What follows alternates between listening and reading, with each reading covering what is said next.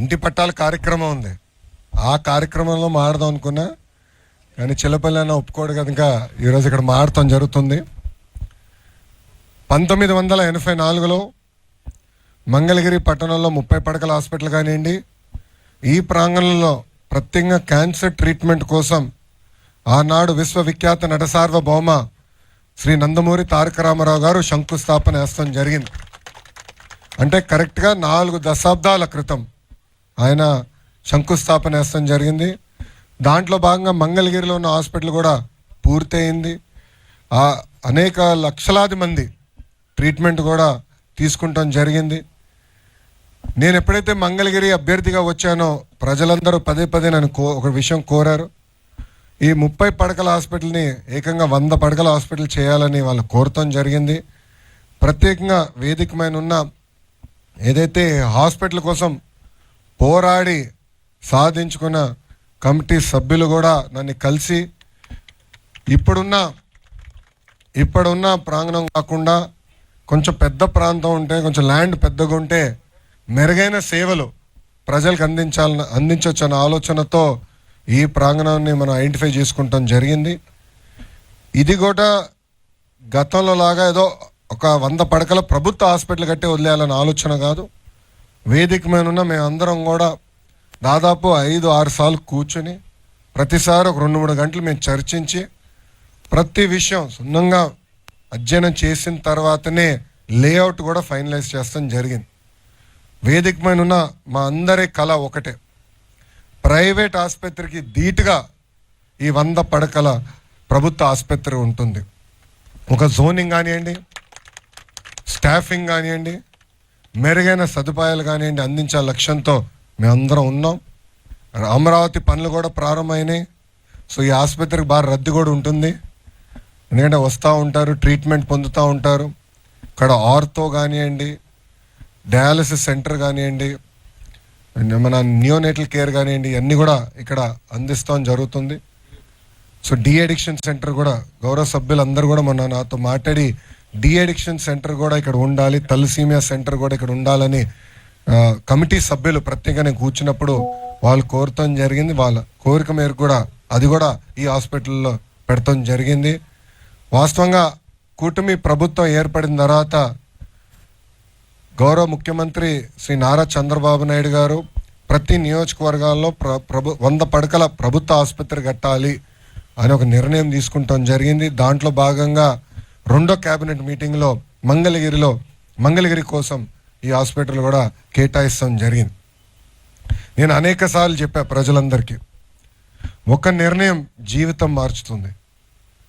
నా జీవితంలో తీసుకున్న ఆ నిర్ణయం మంగళగిరిలో పోటీ చేస్తాం. 5,300 ఓట్ల మెజారిటీతో 2019లో ఓడిపోయాను.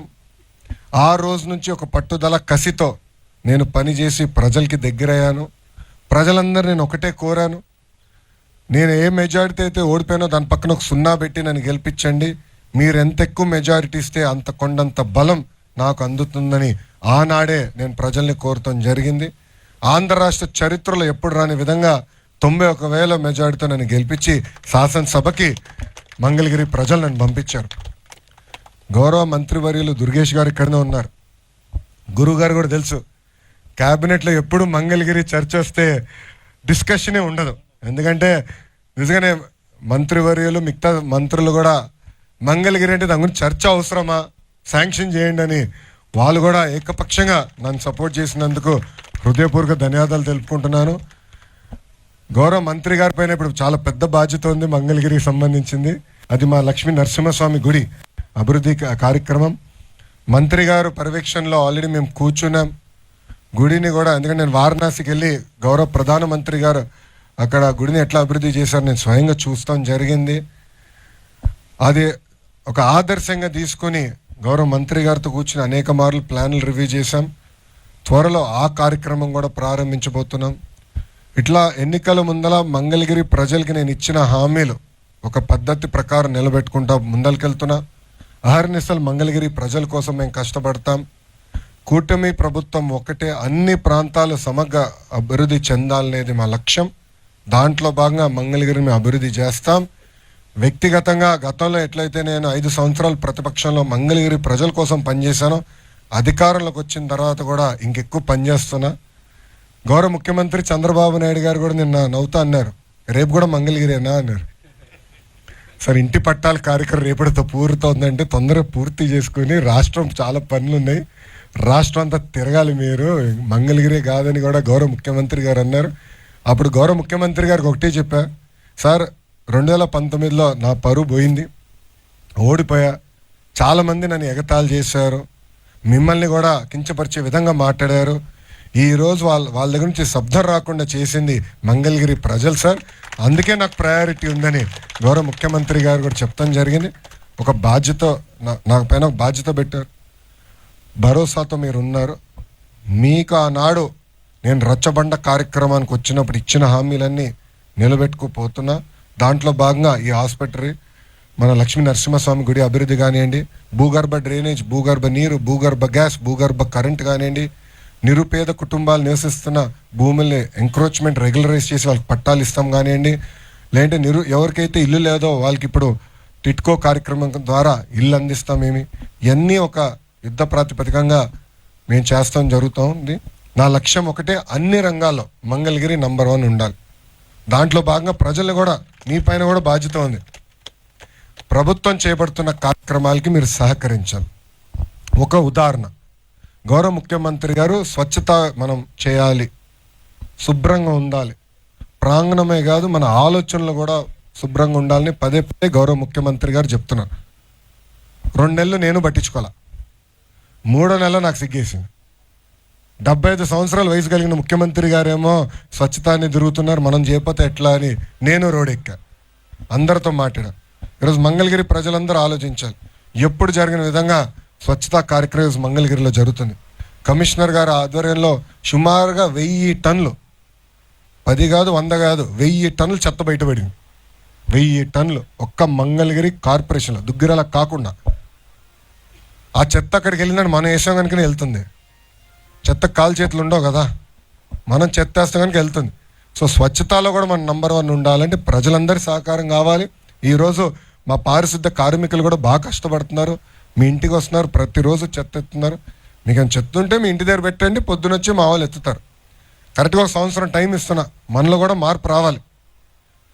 సంవత్సరం అయిన తర్వాత నేనే కర్ర పట్టుకుని ఊరంతా తిరుగుతా, ఎవరిని ఇంటి ముందర చెత్త ఉందంటే ఇంట్లోకి వెళ్ళి వాళ్ళని బయటికి తీసుకొచ్చి వాళ్ళతో నేను కూడా చెత్త ఎత్తా. నాకేం ఎలాంటి మా నామోషి లేదు, మొహమాట లేదు. ఎందుకంటే ఒక సంకల్పంతో పనిచేయాలంటే స్వచ్ఛతలో నంబర్ 1 ఉండాలన్నా, ఆరోగ్యంలో నంబర్ 1 ఉండాలన్నా, ఇవన్నీ సాధించాలంటే ప్రజల సహకారం చాలా చాలా అవసరం.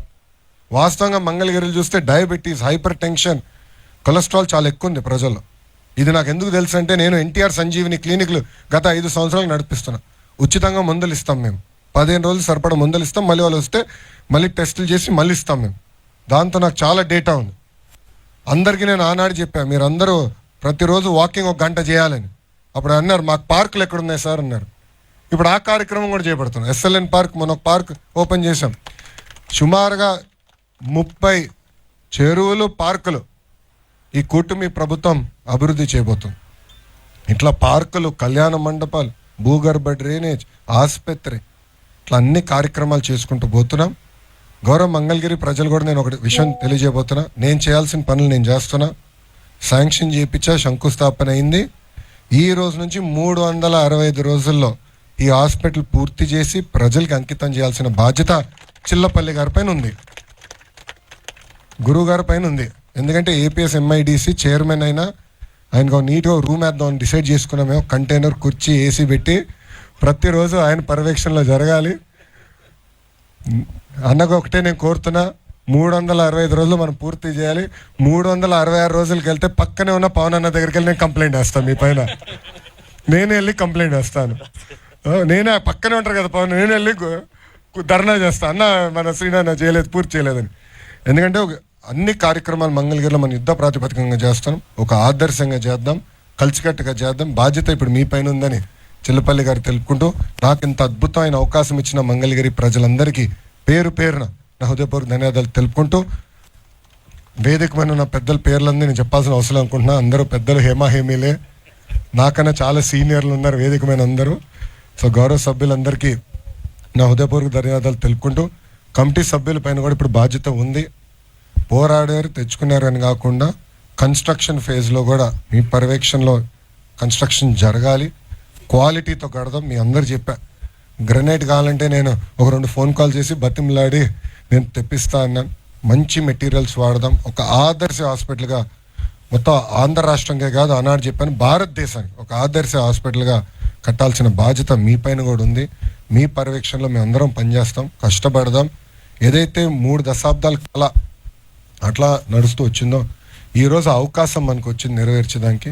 మీ అందరి సహకారంతో అది నెరవేర్చుతామని తెలుపుకుంటూ మీ అందరి దగ్గర నుంచి సెలవు తీసుకుంటున్నా. అందరికీ నమస్కారం. జై హింద్.